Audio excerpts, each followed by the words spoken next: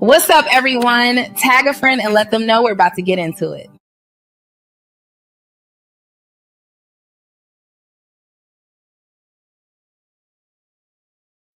Welcome to the Speak Her Podcast with your host, Camille Essick, the podcast where creators and innovators connect. Let's get started.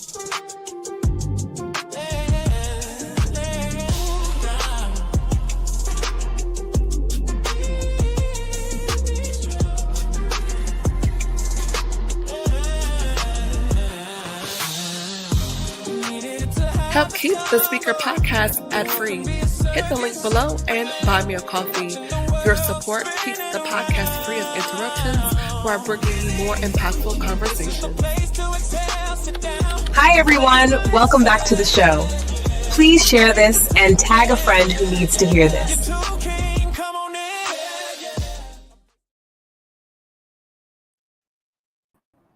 Hey, everybody. Welcome back. This is Camille Essick. I'm host of the Speaker Podcast, the podcast for innovators and critics connect.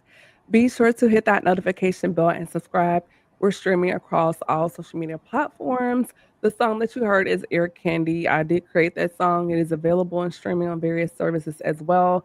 As of today, I've released, I want to say 3 or 4 new tracks since the last time we aired. I released 2 holiday songs and some more R&B tracks, just because I've been taking various episodes from our most popular conversations from the Speaker Podcast and turning them into songs to create a soundtrack to expand the total listening experience of the Speaker Podcast. So they're also on my YouTube channel and, of course, various platforms. And y'all, they're also now streaming on Tidal. So that's right. If you have the Tidal app, I'm available there as well. The music is available there as well, and super, super excited. We are 267 downloads away from hitting our year-end goal of 11,000 downloads across streaming services. So I'm very, very excited about that. So be sure to hit that notification bell, subscribe across all channels. To do so is free and also on my YouTube channel.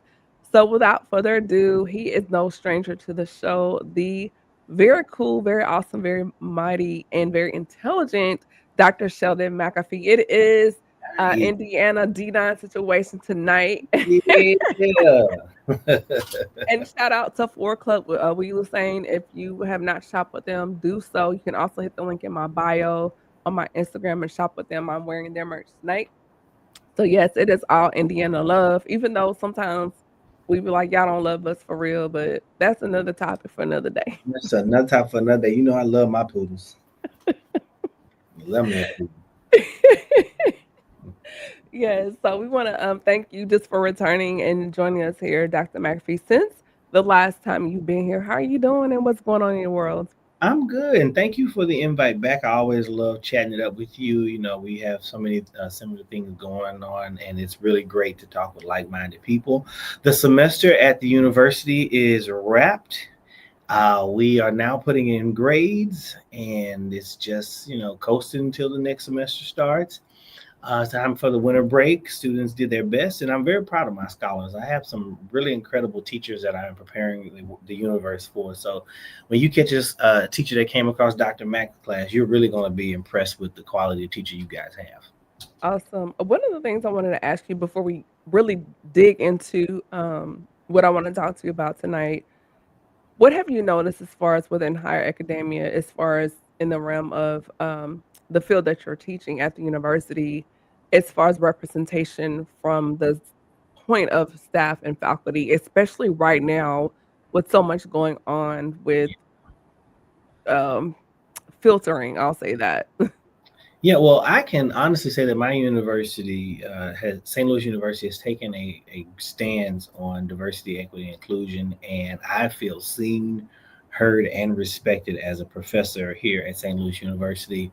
I'm one of 4 African American professors in my department, and I'm the only Black male professor in my department. But there are 2 other Black men that work in the department as well, and we're probably like 60 people. So we're still 2% of the population, but we're in charge of things. Like one of them is a program director, one of them is the director of the leadership training program.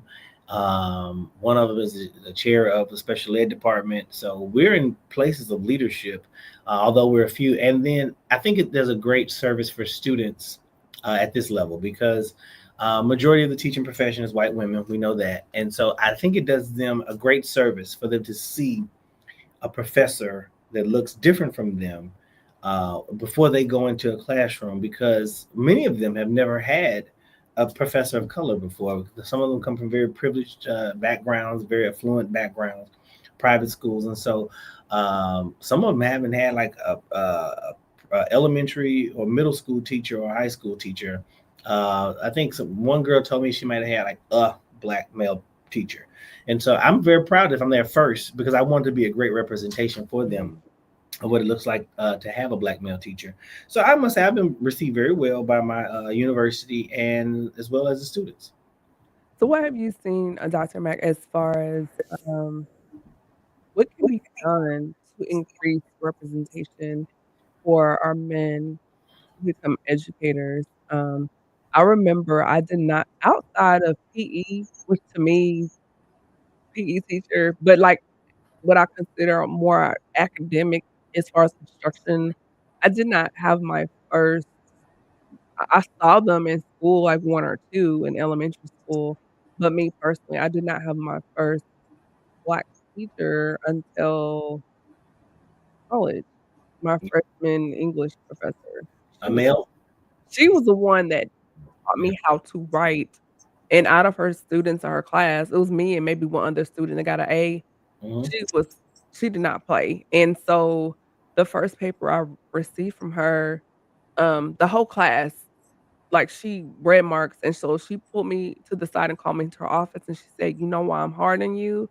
And I had never been told this before. She was like, "Because when you walk into a room, people are gonna judge you, and so I have to be hard at you because you have to do twice as much." That was the first time I Yeah. had been introduced to that, and she said, "So it's not that I'm being hard, like, I'm picking on you." She was like, "I have to push you because, you're at a PWI, and so I gotta make sure that you cut it." And so after that conversation with my writing, and she taught me how to write, the rest of the semester was not a problem, and from then on, it's like between her and the teacher I had after her, my professor after her, my writing just went to another level just because of having that. So to Yeah. say that to you, and just by me not just experiencing my first Black professor was in college, what about the what do you say as far as what can be done to increase representation for Black men in the classroom?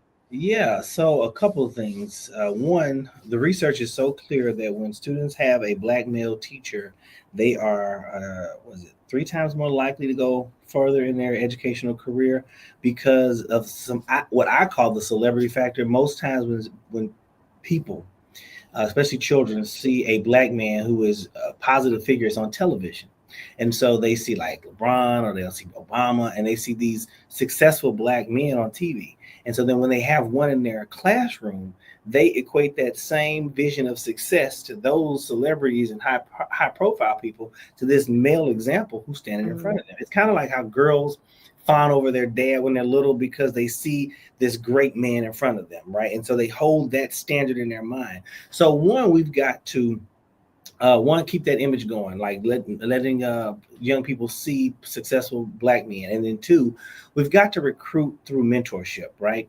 I think professors, principals, teachers, male and female, should find young black men who are smart, who are inquisitive, who challenge and ask why, who are great with organizing, who are great with people skills, and pour into them like you should be a teacher.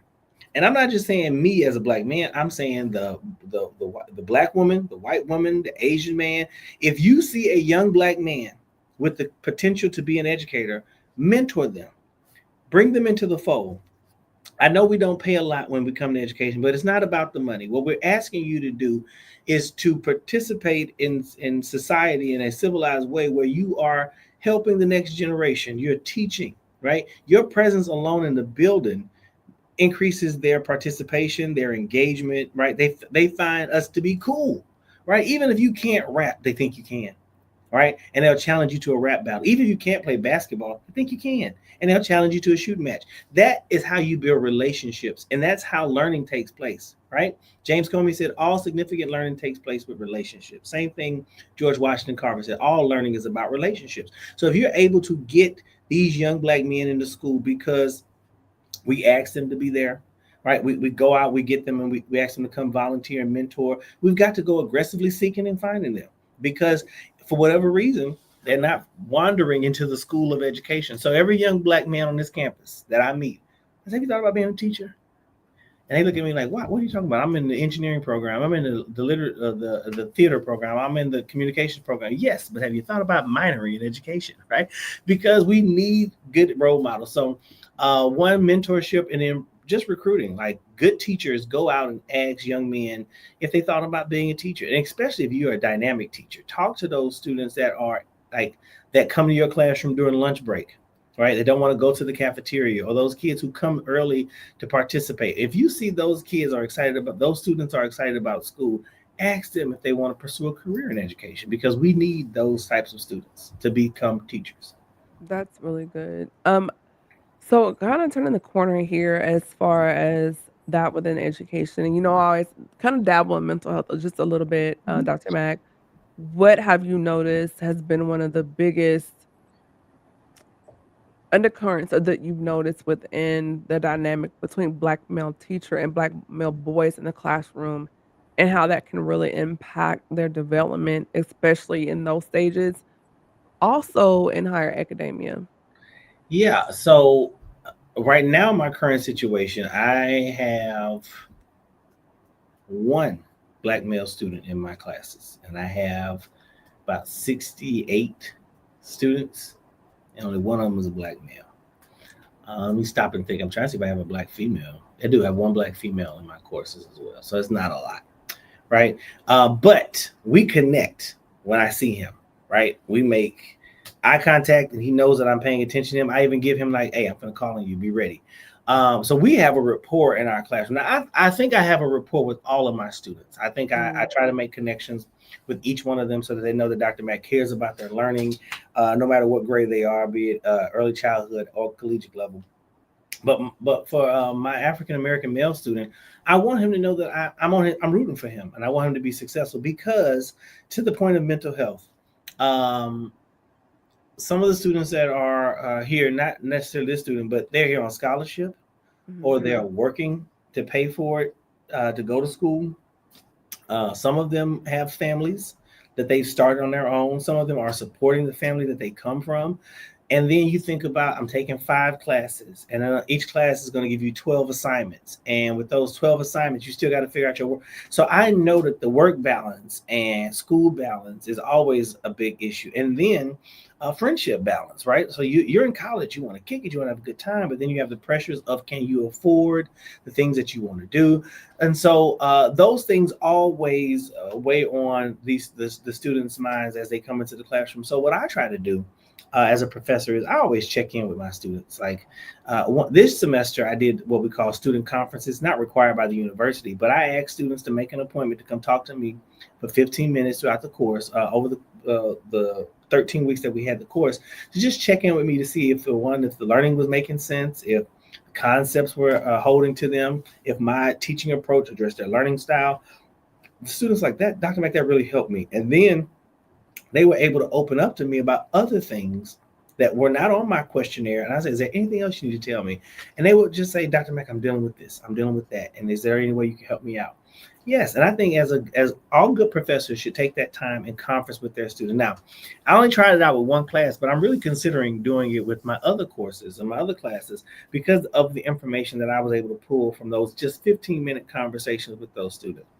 Another thing I do is, before I teach every course, I ask my students to give me a temperature check. Give me a thumbs up, I'm doing great. Thumbs to the side, it's all right. Thumbs down, no, I really don't want to be here. And I actually pace my lesson, remember who to call on, not to call on, by those check-ins, because if you're just getting off like a 7-hour shift and you coming straight to my 11 o'clock class, you might not be ready to have a full-on philosophical conversation about human growth and development. If you had to help your parents get ready for school or work today or shovel the snow before you, I mean, whatever they're dealing with, I need to know. Like the ones who give me the thumbs up, I recognize you're ready. The ones who give me to the side, I know you're here, and I'm going to honor that. The ones who give me thumbs down, hey, you're here. You get credit for attending the class today, and I'm just going to count your credit when you. Yeah, everybody has a day. Right. So, and you've got to give them that grace. And so, another thing, I probably shouldn't do this, but I really try to be trauma informed. I don't take off for late assignments because I don't want you stressing about that. Like, you're already turning an assignment late. Now you're worried if you're losing points. People say, "Oh, you're not preparing them for the real world." I know. I hear that argument. Where were you? But this is when I was in school. Yeah, this is my way of alleviating that stress, because what I want you to be is successful.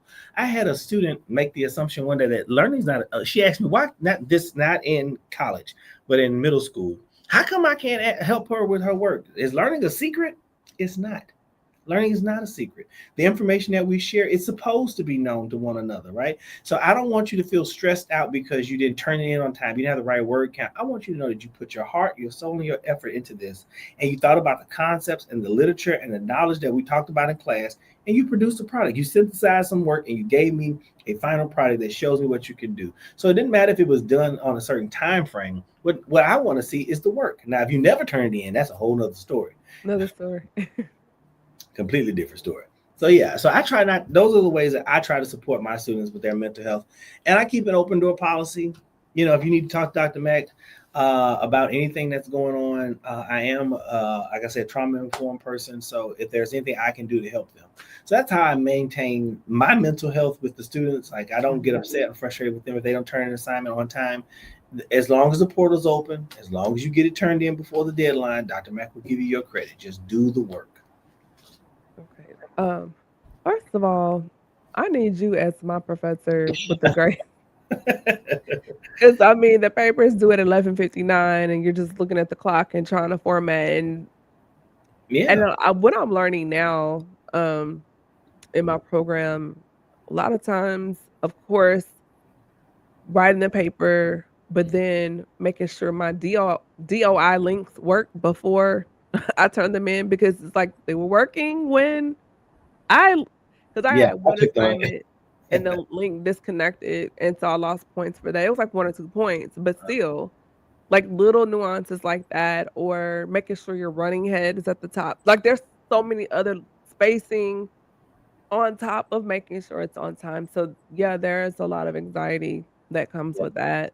And then also just making sure that your article, it could be great, but does it fit, the constraints of your topic for this assignment? So but the fact that you're giving grace, that would alleviate, that's 50% of the stress right there. Like, that is so I remember.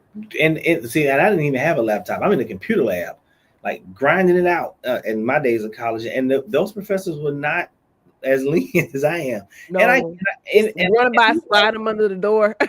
Yeah, exactly. And so and I tell the students that in the very, very beginning of the course, like, I'm the professor, you're not gonna have to worry about that. I know you have to worry about it with others. This is one where you won't. So at least when you say, "Oh, Dr. Mack, the work's gonna be late," as long as it's turned in by the due date, which I have set up, I'm gonna give you credit and points for your work and your effort, and I'm also gonna hold you to the rubric expectations now. So if you are missing certain things, your work's not gonna be deemed for being late. That's not gonna be the reason you get marked down by me. That's cool. One thing I wanted to ask you. So, a couple years ago, he passed away from his own actions. There was a guy at my school, Daryl Freeman, alum of MTSU, and so he was working to introduce this program to help Black men, just because he did his research, and the numbers continue to climb of the declination of Black men graduating in undergrad. And so he wanted to introduce this program to MTSU. Dr. McAfee was like, "No, we're not going to do it." And there continues to be a problem with our African American men, our Black men. They're coming into the schools, they're enrolling, but right, in comparison to Black women, maybe 23%, and the number continues to drop with them graduating. So, what do you feel like can be done? And I've heard so many different reasons or explanations as to why those numbers continue to plummet. But what do you believe is the reason, and then what can be done to curb that? Yeah, so if I think about graduate school, I'm thinking about uh, these are career professionals who are Oh, this working. is undergrad. This These is are undergrad. Oh, undergrad. yeah. So yeah, and I was about to say because the only difference I would say is that the workload you have the outside of the university, being if you're undergrad or a graduate student, but undergraduate students, one, if the community space isn't a space where you feel seen, heard, or respected, right? You'll have. I've heard Black male students talk about how they're ID'd. Someone's asking, "Can we see? Let me see your ID," and they'll walk past a trove of white students, a grouping of white students. No one's carded or asked for an ID. But if I'm not respected or treated fair like on this campus or welcome on this campus, I don't want to be there, right? So that's one thing. So are your campuses welcoming to your students of color? Like, do young Black men in particular feel safe when they get there? Like, not like they're the problem, like someone is watching them intently. Mhm. And then two, having community spaces for them. Like there's a Black Student Union that's here. There are the D9 that are citywide chapters here. They have small, I guess, like social ethnic clubs for like different social groups that are here. But having those communities where we can go and join, or the students can find themselves connected, because what most of them are doing, they're leaving their familiarity, they're leaving home, their friends, their neighbors, their community members, their work, their churches, their best friends, their teammates, and then they're coming to a new community where they're expected to fit in. But is that space, like I said, welcoming, inviting, and appreciative of who they are as a person? And then something I want to be better at is as a mentor, because each one of my as a professor here, we all have students that we mentor in our program, and I only have about 6 students that I mentor, and one of them is a student of color, a male student of color.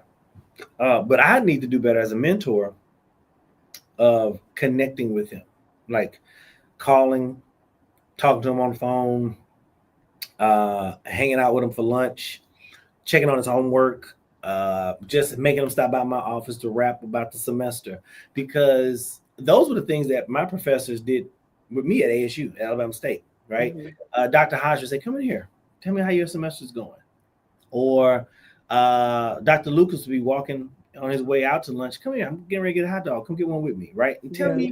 tell me what. Don't tell me. And he would say, "Don't tell me about class. I don't know anything about classes," right? "How's it going, Sheldon?" And we just talking about life, the golf team, whatever else I was dealing with at the time. But I Right. felt connected to him. And it made me want to do well in his class and stick it out, right? So I think if we can create those types of connections where students feel ingratiated to the campuses where they are coming, right? And Mhm. then we have these social outlets for them where they feel welcome and able to be themselves on our campus. And then third, as a professor, do more to know and connect to your students so that they feel appreciated and seen while they're there. Because and then that will help them outside of financial woes Mhm. stick it out. But we've also got to tackle those financial woes, like making sure it's affordable, or we've put them in space, or we've connected them with the right financial planners or scholarships or things like that, because I know that also plays a toll on students being able to stay at these uh, high ticket universities. If they Yeah. can't afford it, then they're definitely going to leave. Yeah, I thought that scenario with my undergrad was interesting because, Dr. he's a Black man, and he's been the president of MTSU 25 years plus. Um, and we have a very, very strong D9 presence there. And when I went there were 8, and now there's 9. Like, all 9 organizations are on the campus, and mind you, down the street, there's Fisk and TSU and Meharry, and so we all would intermingle as far as social activities, things like that.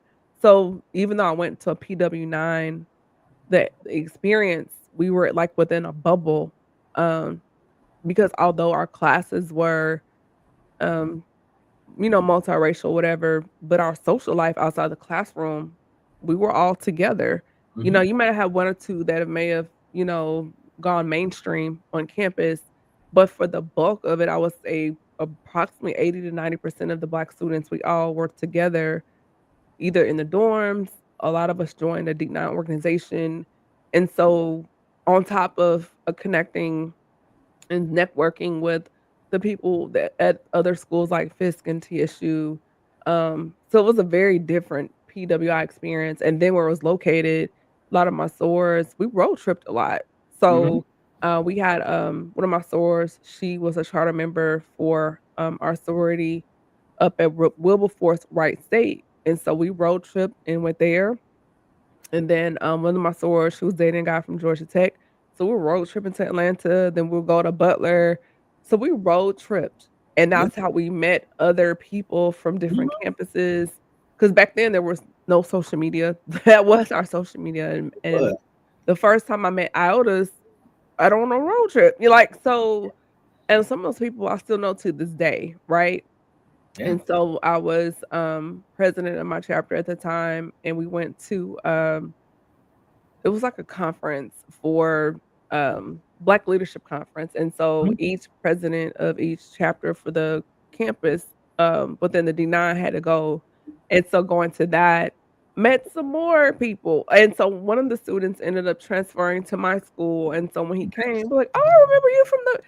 So our again, it yes, we're at a PWI, but in my mind, my memories, it felt very HBCU just because of where Immediately. geographically where MTSU is located, very different, Mhm. right?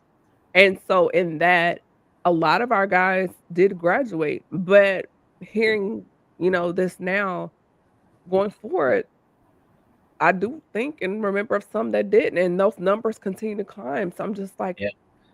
falling through those cracks. How could that happen? Because again, I guess my experience being a Black woman, I never experienced that, but I can honestly see how that would happen to a Black man Yeah. on a campus. Like, I could see that happening. I've seen it. It's happened in my family where you're on the campus where you're supposed to be, and they ask you for your ID. I have college students here who tell me that that happened to them. So just not feeling welcome in those spaces make you feel uncomfortable. So Mhm, those would be my suggestions. Like just make sure that they feel like they're supposed to be there. Create communities where they can feel connected, and then as someone who works at the university, professors or program directors take time to connect with those students, reach out and talk to them. Like you don't have to be their parent, but they need some guidance while they're here, and it's nice if they can find it from people that look like them. mhm. That's so good. So getting into what I the real reason I want you here, you have released a new book, Yeah. The HBC Experience, and this is the, Alabama State University edition. Yes. First of Yes. all, congratulations. That is Thank so you. exciting. I'm one of 30 co-authors. So Wow. this project by Dr. Little came to us. This is the 8th Alabama State edition. So I believe this is the third edition of this book. It's called the HBCU Experience. And the idea is that you take successful alumni from across the country, different walks of life. Some of us military, some of us are educators, some of us are business professionals, some of us are entrepreneurs, some of us are in captains of industry, some of us are like high tech people that work at Boeing. Anyway, some of them work at universities, and the ask was to write 1,000-word essay about your how you came to love ASU, or what was your experience like. And I was like, 1,000 words? That's not enough. Um, We actually, know, I see your TikTok, you rep it to the listen, fullest. You rep it my hard. cousin, my cousin once asked me. She said, "Do they pay you for all your promotions?" I said, "No, They babe. should, like, I everything but the believe mascot. you." Yes, she says that. She said, "You are the unofficial mascot." I jokingly call myself the unofficial, official Mr. ASU. We don't have a Mr. ASU, but if I ever could have been one, that's the job I would have You or ran. him? I definitely would have ran for it. Matter of fact, if they open it up for students to run, I'm going to I'm enroll pretty sure you win by a just so I landslide. can run to be Mr. ASU. But so Dr. Little reached out to us through coordination. One of my classmates, Dr. Alicia Wright, and asked for 30 alumni to write a 1,000-word essay about your love affair or your time at ASU. And they put it together in this book. And when I tell you the stories from my classmates are tear-jerking and inspiring, because that's the premise behind the book. So I wrote it, a little bit of backstory. So my family started our education, our collegiate education at the Alabama State University. So we have, if you take just the blood relatives, we're 27. But if you take the blood relatives and the in-laws, we're at like 44 people in my family who attended and or graduated from Alabama State, either undergraduate Legacy? or graduate, right? And so I love when I hear someone tell me that they're a first-time college graduate. But in our family, we're 5 generations deep Wow. in college graduates. So the first member of our family to graduate from Alabama State was in 1932. Then her niece came and graduated 20 years after her. And then we've just been sending a pipeline of students and family members to Alabama State University. So my story started off remembering my ancestor. So we have a great grandmother that connects our family called Amelia Ray, and she loved school, but she was also born right after slavery, and she was a sharecropper, so she wasn't allowed to attend school. So she had to go work in the fields. And so when she had children, she prayed over each one of them, Lord, please let my children be educated. Lord, please let my children be educated. And so while her daughters didn't get a chance to go to college, one of her daughters met a man named Israel Packer, whose sister was going to college at Alabama State. And then they had children. And then their 5 nieces saw their aunt get up and go to college and graduate. And these girls were like, we want to do that too. Mm-hmm. So all 5 of those 7 girls went to school. And then their first cousins, my mother is one of her first cousins. So their cousins go to school and go to college and go off and become teachers. And one of my mother's first cousins was her 2nd grade teacher. Mm-hmm. So she was like, I want to be like Annie. And so that's how we started there. We saw one, and then we knew we could do it too. We all followed in Aunt Mattie's footsteps. And so Aunt Matilda's footsteps, I'm sorry. And that's how we ended up at Alabama State and became a legacy of family. So my story started talking about my great grandmama's prayer, and how her prayer was for her babies to be educated, and all of her descendants to be educated. And so my grandmother was a Mary Anna Campbell. She became a Sunday school teacher. My mom, Lena Campbell McAfee, became an elementary school teacher. Her son, Sheldon McAfee, her daughter, Shay Parks, her other son, Stuart McAfee, all of us are educators. Right. And that's just our line. But there are so many others that came down the same vein of that one prayer. And I'm so glad that she prayed that prayer and that Aunt Matilda ended up going to ASU, because I couldn't see myself going anywhere else besides ASU for my family. That's so inspiring, and to hear how that was instilled through your family. So I guess it's safe to say that ASU knows the McAfees. They better. And I think that's so cool. And so to have that type of tie to a university, and now to be a part of this, I guess like an anthology kind of, right? So that's basically what it is. So like I said, each one of the 30 of us wrote a story about what our experience was like. And so my experience was, I came to ASU sight unseen. I'd heard all about it, but I'd never seen it before. My mama dropped me off and said, you got this. And I went forth, and because of the community that was there, I've met lifelong friends from the first day, right? Mm-hmm. There's a friend that I remember the very first day how we met each other, right? And I'll never forget. It wasn't anything crazy, but it was on campus, and we walked into the space, and I think somebody said something to us like, oh, how you guys? And we said the exact same phrase at the exact same time. I'm doing fine. And we both said that, and we looked at each other, and we started cracking up, because how would we know to say it anyway? And then that started us to talking to each other, and we still talk to each other to this day. That's awesome. Like, Joined my, yeah. So my story at ASU is like I got to ASU. My sister was already there. I had two cousins that were already there and a sister, and then two cousins came down there with me. So my experience was even more blessed because I got a chance to go to college with not just a brother and a sister, but a brother, a sister, and five cousins. wow. Listen, Yes, cousins are like your best friend slash sib. Like yes, cousins are the yes. best. It's Cousins that are the best. cousin energy is top tier. Cousins. So I Like, can so only imagine. And then you pledge Kappa. So yes. So I got down there first. I had five cousins that were there. Then I slowly started joining student organizations. I was, I guess, the first one to start popping out in my family. Like they were like, well, if Sheldon's doing it, then we'll start doing it. So I joined student orientation services and KA side the same year, fall '99. And if you went to a HBCU, you know you played D9 in the 90s. everything. Yeah, you pledged everything at a HBCU. So you pledged the choir, you pledged the band, you pledged the golf team. So I joined. Drumline. Yeah, pretty much. So I joined Students Orientation Services, which was the welcoming committee for freshmen and their families. Then I joined Kappa Alpha Psi, which is the greatest fraternity God ever invented. Thank you for Brother Diggs and his vision. And then after that, I joined the golf team. So I got real active. And then my senior year, I was elected to student government as a treasurer.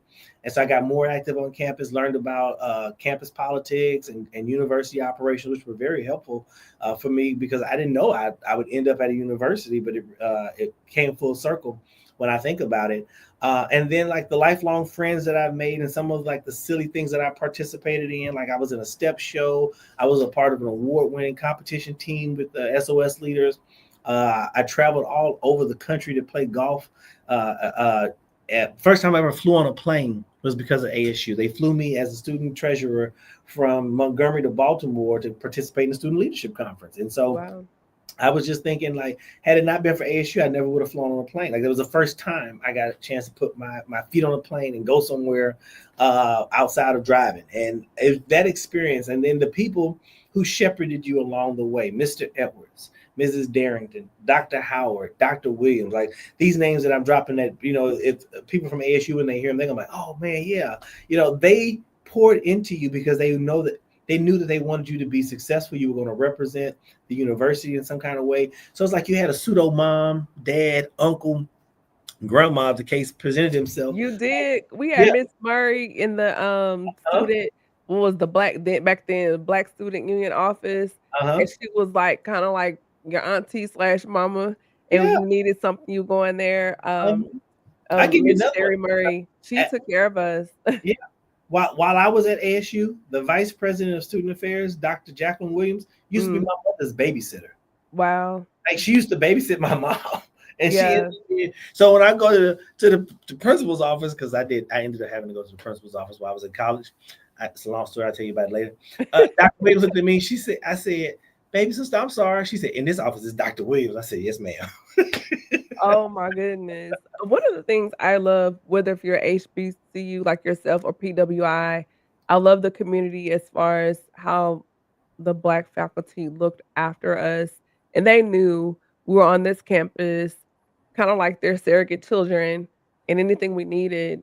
We stayed in that Black Student Union office because that was like home base. Outside, I I pledged and joined Sigma Gamma Rho,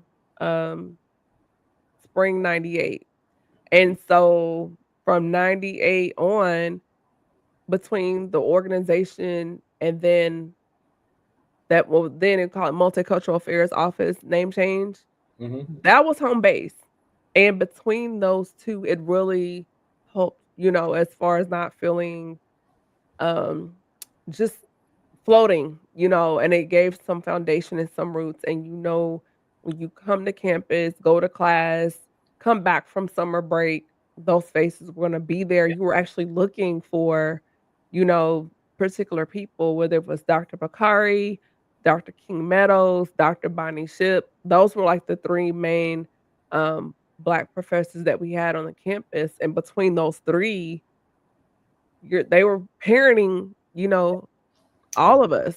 Yeah, So an army of people. And so ASU is, like I said, our family legacy. And one of my aunts, who I had the opportunity to interview, she'll be 90 in a mhm. couple of days. And I had a chance to interview her recently because she was a student during the Montgomery bus boycott. And then while we were sitting down for Thanksgiving dinner, her college friend comes over to visit. My 90-year-old aunt, yes, she has a college friend. And they were talking about the Montgomery bus boycott and what it was like to be students and what they felt like hearing Dr. King speak and what it felt like to, just participate in that movement of change, which a lot of people don't remember that the Montgomery bus boycott was an act of change that happened without legislation, right? So everything else either came from like a court order or a legislation, but this was people making direct action and change happen through civil engagement, right? No one ordered the bus company to give over their seats. That came later on, but the initial break came when the city said, "All right, we give in. Y'all won, and you should be able to sit where you want." Then it went through the legal process because of the White Citizens Council refused to agree with the decision. But that's a whole other story. But it was great listening to them reminisce with crystal clear clarity. These 90-year-old Yes. women sitting there recanting what it was like to make sandwiches and pass them out for the men who were late driving so they would have something to eat when they came in, and how they were telling about a story about how somebody was supposed to go get cigarettes and they couldn't get the name. But it was funny that they remembered that this was happening in the 1950s to make change happen for us. And so I was just sitting there with like a schoolboy with wide open eyes and just taking it all in as these two giants were sitting there telling me what it was like to be a teenage hero. Yeah, I Basically. love that. And then just because of where the school is located, like the heart of so many things that you have access to for most of us that only get to read about or see a docuseries on social media, like, YouTube, but you're like right there in Alabama, can go to it or even access some of the people, like you said, that Yeah, participated in these events. And that's another wealth of conversation, yeah. just to have that experience. One of my sorors, she was the past 23rd international Grand Basilisk for Sigma Gamma Rho, soror, Bonita Herring, and a couple years ago during our centennial, I was able to interview her here on the podcast, which is available streaming platforms, YouTube. And so during the conversation, she joined our pledge organization in 1970 at Kent State. And so she was telling me as far as what was happening and going on during that time, because this was the time, well, we weren't born, but in 1970, when the National Guard Mhm. murdered those Black students, Yeah, and the protest and all this is going on while they're going through their process to join the sorority, and she was just, her description of how it like, imagine us being online summer 2020 with George Floyd. yeah, So imagine that then. Mind you, um, I think the emotion based on what she was describing was more raw because experiencing the assassination of Dr. King and Malcolm X hmm, back to back, and then to have this, can you imagine how that air felt while trying to enjoy, and she was saying how they paused, um, their process because of the protest. If someone's going on campus, yeah, right? And so it was paused and then to come back, and so to join a Black organization at that time, the pride and just how they carried themselves now was on another level. hmm, And one of the questions I wanna ask you, Dr. McPhee, is, and this I'm probably opening Pandora's box. All this open on air denouncing going on, and D9 is useless and it's just a waste and all they're doing is strolling, and they're basing it based on what they're seeing on social media. But that's just a snippet of what happens in the organization, like the meetings. We have so many things, when we're undergrad that we had to do yeah, that were required from nationals, programs and yeah, community serve. Like what they show on social media is literally yeah. it's a highlight, a snippet, and it's so much more than that. And so my question to you, pulling this all together, when Mhm. we're looking at what's happening now, what looks like we're civil rights 2.0, what I call it, people denouncing, saying D9 is not useless, but yet here you are having conversations with people that were there during that time. Me having the honor and privilege to interview someone like Grand Medal, Benita Herring, Sora Benita Herring, and to hear what she experienced, and to see what's happening now. And I want to say last month, I don't know if you saw, um, Dr. Stacey Grant, shout out to her. She is the international bachelorist for Zeta Phi Beta. They hosted an entire situation room with all the D9 presidents, and they were discussing like the voting situation. It was just, and it went on for like 4 or 5 hours on YouTube. Roland Martin, so Mhm. many people there, and just the state of D9, HBCUs, PWIs. And so I guess to ask you is, where do you see the trajectory as far as what's coming into play, what's happening with impacting the classrooms, organizations, and the culture of us on campuses, whether if it's D9 or PWI? Because right now, everything is chaotic. Yeah, and there are great things that come out of these organizations, right? There are charitable wings, there are philanthropic wings that come out. There's voter awareness, there's mental health, there's physical health that these organizations, the D9 each one of them has like a project that they do. Not only that, but each chapter does their own outreach, and that's hundreds of thousands of members who are going out into the community, wearing their letters, showing kindness, generosity, care. I think I saw the queues in St. Louis not too long ago, cleaning up the Kappas. Over in East St. Louis, picking up a neighborhood. I saw the Kappas also at my frat brother's school, welcoming students into school, bringing in supplies that the kids need. So there is a lot of good. Now, to the point of the people who denounce, who cares, right? If you weren't gonna pay your dues, just don't pay your dues. But if you got to make a whole pomp and circumstance announcement about leaving, I mean, why? That's just an extra. To me, it sounds like you just really wanted the attention. If you don't want the attention of being identified as a member, to just take your letters off and don't pay your dues. But to go through that whole rigmarole, it's you wanted to be seen, so you did it to be seen. So now that you were seen, all right. And then it's fleeting. Like it only lasts for a little bit. People make comment on your page and then it goes away. Um, but I do see an impact and a presence. I'm so glad that that chapters are taking violations like hazing more seriously, because that's always one of the main reasons people don't want to join a D9 organization. They think about like the brutality or the treatment of someone. The young man who lost his life at Southern University, may he Caleb rest. Wilson. Yes, may he rest in peace. The young brother. And then there have been others who have been tragically taken through hazing. So I'm glad to see that organizations are taking a serious stance against hazing, because me personally, I think that there are all kinds of ways that you can do team building activities and build a bond and connection with your brothers and sisters that does not include trauma bonding, right?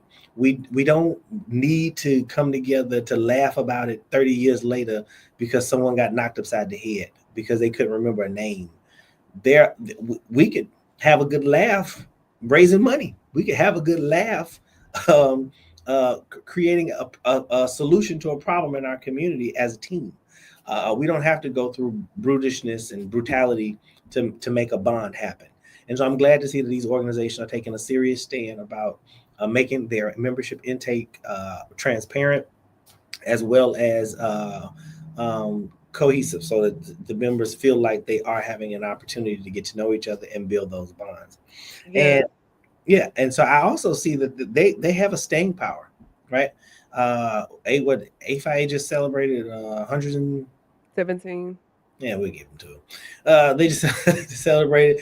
We're not going anywhere. These organizations are here to stay There's because too many prominent members that have come out of each organization all the way to the White House. Like, yeah, we're here. Yeah, and it's a good thing that we're here because in this country, we need Black people need something to connect to in this country. It's one of the things that I include, and I'm not going to be on this lecture too long, but it's one of the reasons that I have in my a lecture series that I do about why it's so hard for Black people to be united in this country, because we don't necessarily have our own thing, right? We don't have our own language. You can meet someone from a Hispanic speaking country or a Spanish speaking country and they vibe off that. People from China can speak Mandarin or Chinese. We don't have that. We don't have a common tongue that we get to use. We don't have our own religion. We don't have, well, I mean, but we do have the divine nine. We have we have that, right? And even if it's just a small number of us, we can branch out and still do good where other students can see us. Like, I love hearing about students who said they pledged their sorority or their fraternity because of a teacher that they had in school who did good to them, right? So we're growing in our influence. So we're not going anywhere because our influence is impactful, and because we are beacons of light and hope, and we're something specific that was created by Black men and women for Black men and women For Black men and women. in this country. Yeah. And that's what that I said, that it was something created by Black men and women for Black men and women in this country. Even if we let others in, it was still created by Black men and women for Black men and women in America. So this is ours. Okay. This belongs to us. So that's my take on it. I really do see the purpose and the power of it, like voting rights, like the response that the D9 put together after Vice President Kamala Harris's opponent had something snippy to say about her showing up at a boule, right?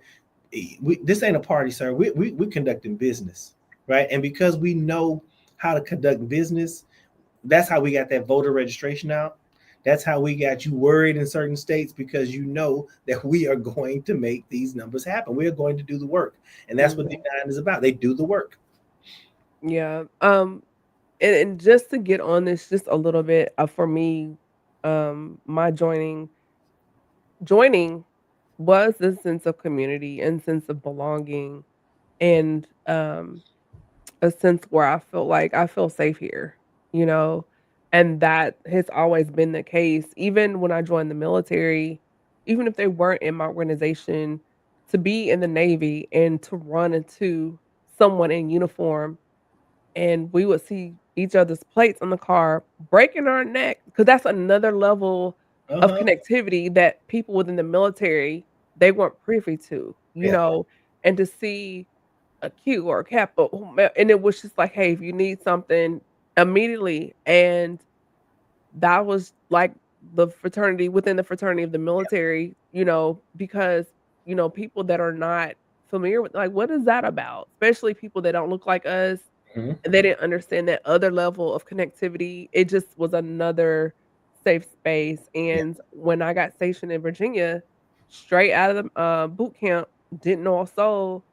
Dr. Mac, I hopped on Facebook and I was like, "Hey, I just got stationed here. I'm in the Norfolk, Beach, Virginia Beach area. Are there any sorors here?" I'm, probably within 30 minutes getting flooded. Go to ODU, go to Norfolk. Imma connect you with so and so. And to this day, the sorors at DBS, the grad chapter there, uh, Sor Lilius Holloway, Mhm. Sor Lambert, Sor Devin Nicole, like, forever sore just because I was there, excuse me, and although I did not join because getting deployed, whatever, but when I was there and Yeah. wasn't being sent somewhere, "Hey, if you can make it this weekend, we're there," because it was a great thing and a place for me to go where I felt normal outside the military, where I could just be me Yeah. and not Essex, you know? Yeah. Great, I loved it. I Yeah. absolutely loved it, so, Absolutely. yes.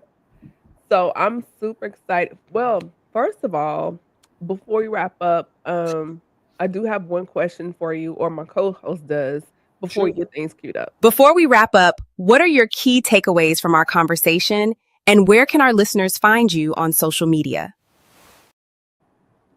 All right. So you can find me on social media at right there at Dr. Sheldon C. McAfee. That's on Instagram, Facebook, and TikTok. I'm on Twitter. Not very active on Twitter, but I am there. You can find me at McAfee_DR. And my main takeaways from this are: one, I really want you all, if you have a chance, if you're really curious about HBCU life, go ahead and go to Amazon.com and look up the HBCU Experience, the Alabama State edition, Alabama State University edition, and you're going to hear from when I thumbed through the book and I saw the names of the authors. These are like my classmates. Like only about 4 people weren't in classes with me, and everyone else was in class. And so I know their stories, and it made me like give me a little bit deeper. Like, oh, that's why she decided to be in education. That's why he wanted to be a business. Oh, that's why he came here. Like I knew them, but now I know them deeper. So if you want to know what is it like to connect at an HBCU, right? I know people say, oh, well, we don't have this and we don't have that, but we have love, we have fellowship, and we have a commitment to one another. Like you want to make sure one thing I wrote about was how everyone in my circle made sure we got to the finish line. Right. That's what I loved about it the most. Like we talked about you talked about how there's people at the student union, Black student union supporting you. That's what it's like. Community pushing you to the end. So my main takeaway is if you get a chance, go to Amazon.com and get the HBCU Experience book, Alabama State University edition. And my other point is we do need more Black male educators. And if you know a bright, articulate, inquisitive, funny, charismatic young Black man, and they might need a little direction, ask them if they want to be a teacher. Ask them how they thought about being a teacher. Have you thought about making an impression on this society where someone actively calls on you to learn? Right? Think about that. They call you, hey, Dr. Matt, what is? How come? Who is? These are the questions they'll ask you. You'll be the expert. You'll be the person that at least directs them to the channels where they can find the information they need to know. So again, anybody who's watching this, Black, white, indifferent, Asian, Hispanic, whomever, if you work around children and you see a young Black male and they have those leadership qualities, those executive functioning skills, that charisma that teachers have, ask them if they thought about being a teacher, right? Plant that seed in their mind. Even if they don't do it, they might think about it for a little while and do it for a little bit and then pursue something else. But we need more Black men in the classroom. It will not only help them, but it'll definitely help our children. That's so good. Thank you for stopping by, and just we probably have to do a part two. There were so many questions, even when you were talking about your family, Mm-hmm. all just the generations of going to ASU. I I know love it's not a real school, but I thought about the Huxtables and Hillman and how everybody was going to Hillman. That Yeah. was the thing, We actually have a group chat in our family called the Hillmans. Like it's not the Hornets, it's the people who watch the Cosby Show, watch the different world. But we also have a Hornet group chat too. That's a whole nother thing. That usually gets jumping around homecoming. Mhm. Yeah, that's good. Yeah. So, I cannot wait to have you back. I do, make sure people, that attended the school, maybe even not, just to add to their collection, Mhm. with other, pieces of literature, especially because it Makes a is a great part of Black stocking history. stuffer. It's what? It'll make a great stocking stuffer. Yeah, and it's just a great another portion of Black history to have. I have more books, but I have another round of books, and then some slowly wanting to build up my book collection. The library here just had a sale 2 weeks ago, and I found 2 or 3 books to add to my collection. I have books stashed everywhere, but one of my things on my bucket list is I want to actually have, like, um in shelf, a bookcase. And so I just really want to have my own library because I remember my grandparents used to live in St. Louis. They lived in the Ladue, Chesterfield area, and Ooh, they boy, had a library. When you walked in, they were blessed. yes. But You but said they New Chesterfield, that is income bracket. yeah, they lived off, Green Trails out there in Ladue and, Chesterfield, and I remember them having a library, and I used to go in there, and they had Encyclopedia Britannica and different books, and I used to just, as a kid, sit in the floor and I would read certain topics that interest me in the encyclopedia, and just so I have a love for books, and, although I did not attend ASU, like, just hearing you talk about it, I think I want to purchase a copy. Just Please to, do. Thank you.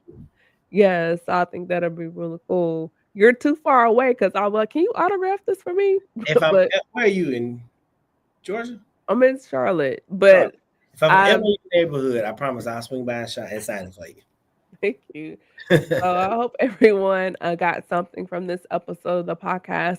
We're one live episode away from wrapping up the 2025 year. We're going to have some conversation about AI and technology. If you haven't done so, go to my website.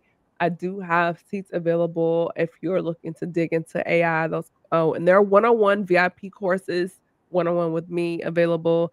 And you can also follow me across various platforms such as iHeartRadio, Spotify, and Pandora. New music is out right now on Tidal.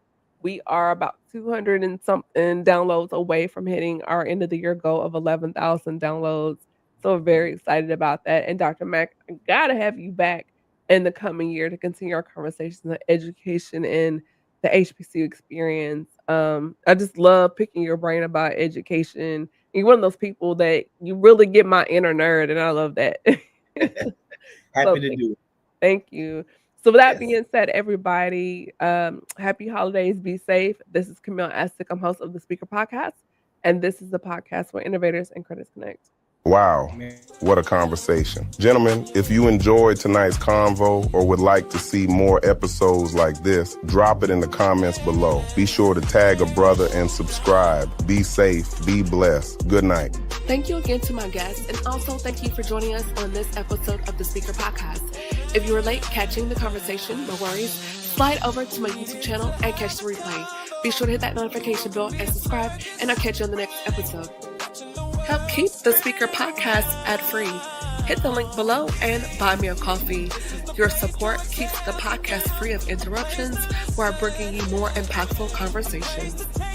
Thank you for tuning in to another episode of the Speak Her Podcast. Be sure to follow Camille on Instagram at camille.essick, Facebook at the Speak Her Podcast, or www.camilleessick.com.